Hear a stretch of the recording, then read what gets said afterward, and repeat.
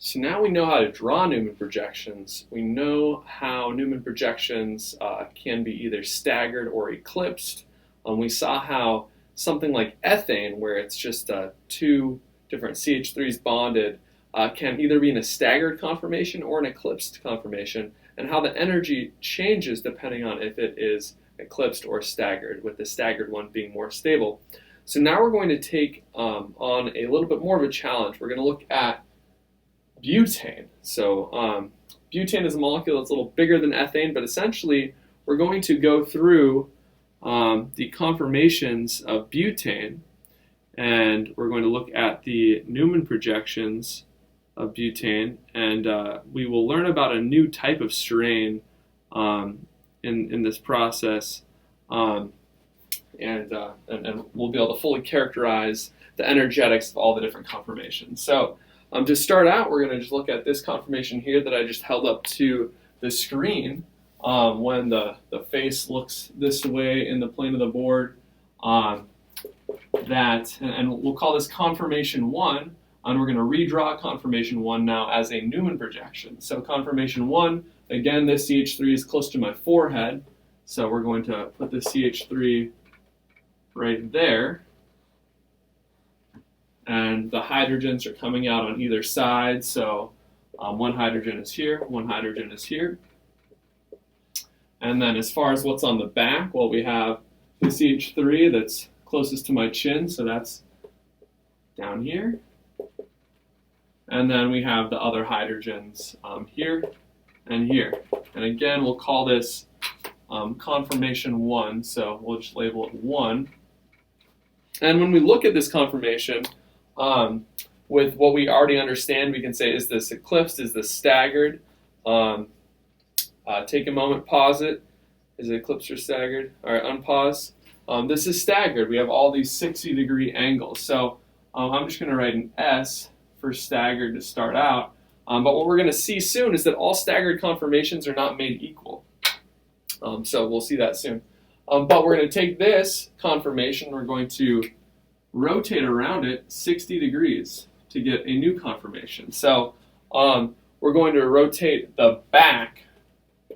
The back groups are 60-degree rotated. So the front group, so everything that's attached to that carbon, we're going to maintain the same. So we will maintain that the CH3 is up, that these two hydrogens are here and here. And then when we rotate the back 60 degrees, that CH3 is going to rotate that direction. This H is going to rotate that direction. This H is going to rotate that direction. We don't usually draw these arrows like this, but it's the first time that I've done this. So just note that you don't usually draw those arrows, but that's what this back rotating 60 degrees means. So when this hydrogen rotates up there, it's now going to be eclipsing with that CH3. It's eclipsed there. This hydrogen is going to be eclipsing with that hydrogen, and this CH3 is going to be eclipsing with that hydrogen. So I just said the word 3 times. We went from a staggered conformation, so the S indicates that it's staggered, to an eclipsing conformation. So we'll just do an E for that. And this was conformation 1. We'll call this conformation 2. But we're not done yet. There's a lot of unique conformations in butane, so we can go further with this. Let's rotate again. The back is going to again rotate 60 degrees, so we start out by just drawing the front the same as we just did. And now this back hydrogen is going to rotate down over here. This CH3 is going to rotate up to here. And this hydrogen up there is going to rotate to over here. This is going to be conformation 3. And conformation 3 is staggered, so we're going to put an S. But what we can do beyond saying, oh, that's staggered, is look at our other staggered conformations. These are both staggered conformations, but it turns out that they are not of equal energy. So if we start out by looking at our Newman projection, so what did we essentially do here? we rotated first our back group this direction, 60 degrees. So this was conformation 2. We can see that the groups are eclipsing each other.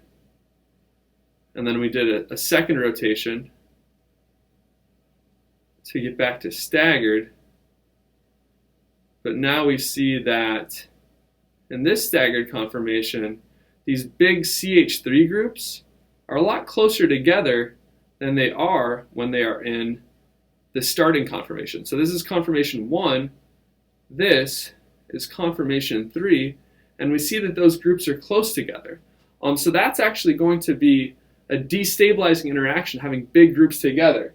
And there's actually a name for that destabilizing interaction. It's called steric strain, and then this one actually even has a particular type of steric strain. But first, let's just define steric strain. So, steric strain is a destabilization.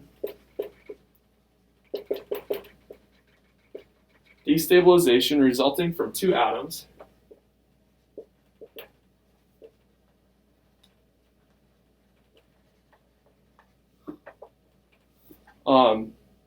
simply being too close together.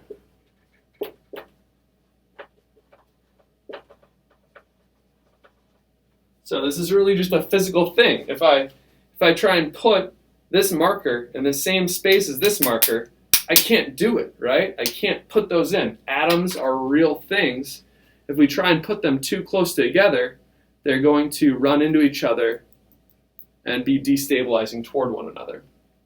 So we said this staggered conformation has steric strain. This one, those big CH3 groups are on opposite sides. So we've added something to the types of staggered conformations. This conformation 1 is actually called staggered anti, A-N-T-I, because the CH3 groups are on the exact opposite sides of the molecule. And this one, for some reason, probably was first learned about in Germany, has this German thing that they call it. So it's staggered, and it's G-A-U-C-H-E, gauche or gauche. This is the staggered gauche conformation.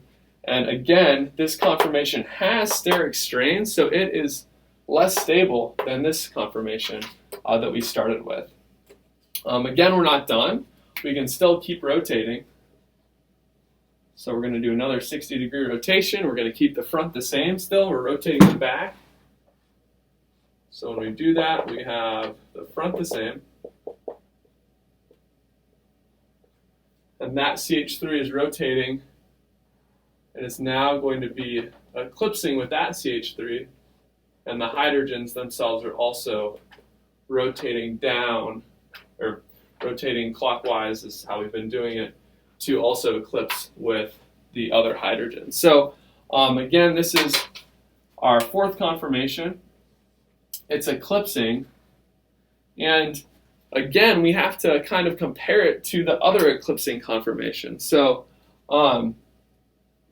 if we look at the conformation that we have now, those groups, the big groups, are right in contact with each other, and with the model, I can actually make them touch.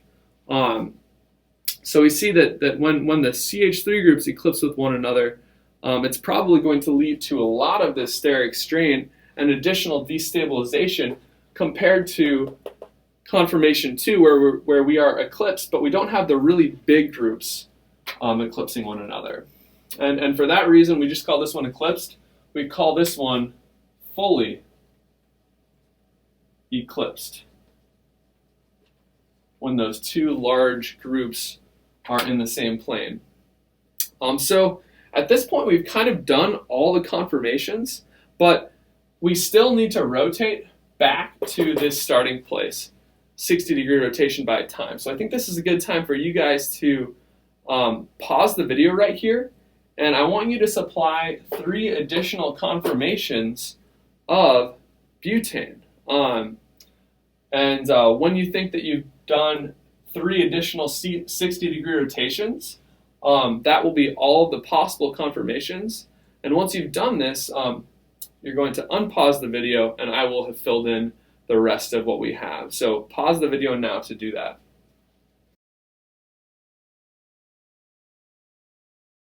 Oh my goodness, you freaking nailed it. Good job.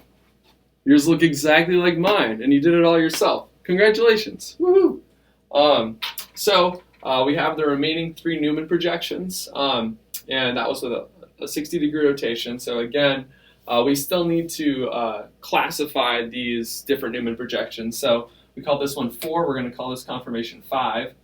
Conformation 5 is staggered, and it has this gauche interaction. So we would call it staggered gauche. So energetically, it would be identical to conformation 3. It's just a further rotation of that. We'll call this conformation 6. This is eclipsing, so we're just going to write an E by that. And 6 is energetically identical to 2, right? Because we have a hydrogen eclipsing, we have a CH3 hydrogen eclipsing, and another CH3 hydrogen eclipsing, and those interactions are the same as in 2. So the last rotation gets us to this, which we can call 7, but we could also just call it 1. So we can call it either 7 or 1, because essentially we've gone around 360 degrees at this point. This conformation is identical to this conformation. This is going to be a staggered anti-conformation. So that is the remaining rotations to get us back to the starting point. On the next page of the notes and in the next video, we are going to take 1 through 6 and actually quantify energetically how stable or unstable those conformations are.